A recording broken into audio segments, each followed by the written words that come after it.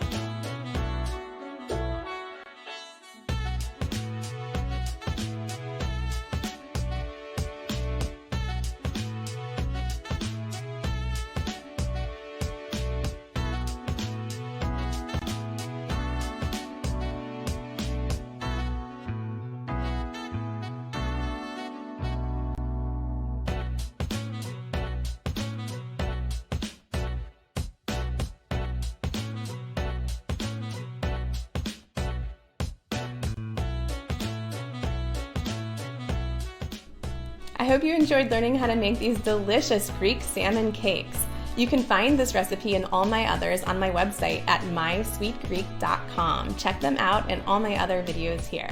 Thanks!